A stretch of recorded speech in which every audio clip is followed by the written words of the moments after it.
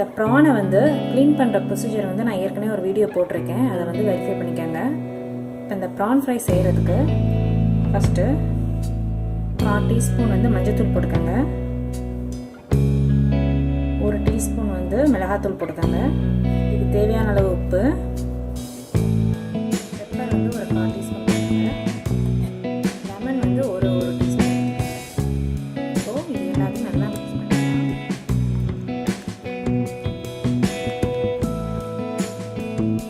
இது எல்லாத்தையும் மிக்ஸ் பண்ணிவிட்டு ஒரு 15 மினிட்ஸ் அப்படியே இதை வந்து ஊறட்டும்.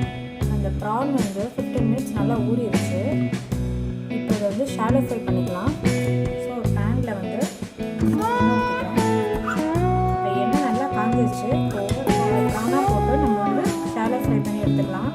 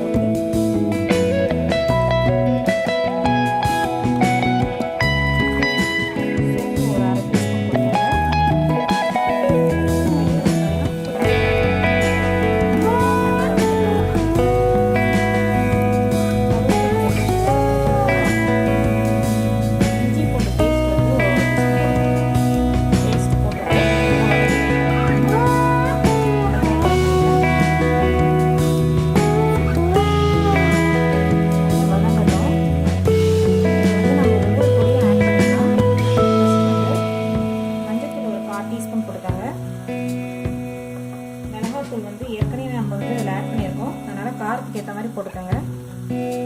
நான் 1 டீஸ்பூன் போடுறேன். கொத்தமல்லி 1 டீஸ்பூன் போட்டுக்கோங்க.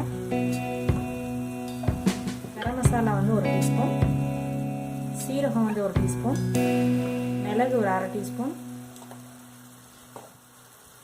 இந்த கிரேவிக்கு தேவையான அளவு உப்பு. இது எல்லாத்தையும் போட்டுட்டு நல்லா கிண்டி விட்டுக்கலாம். இது நல்லா வதங்கட்டும். இதில் ஒரு 1/4 டம்ளர் தண்ணி ஊற்றி மூடி வச்சிடலாம்.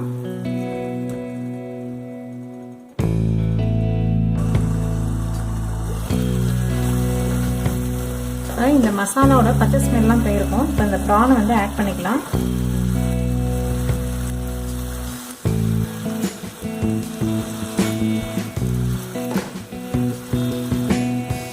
ப்ரான் போட்டு இதை வந்து மூடி போட்டு மூடி வச்சிடலாம். அது நல்லா சுருண்டு வரும்.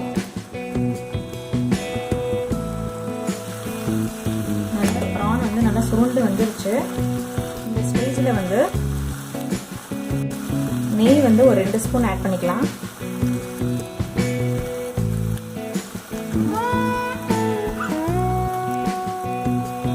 நல்லா கிண்டி விட்டுக்காங்க.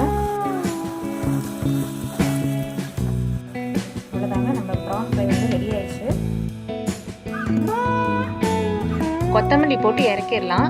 இந்த ப்ரான் ஃப்ரை பார்த்தீங்கன்னா இட்லி, தோசை, சப்பாத்தி, ரைஸ் இது எல்லாத்துக்குமே நல்லா இருக்கும். இதை ட்ரை பண்ணி பாருங்கள். தேங்க்யூ.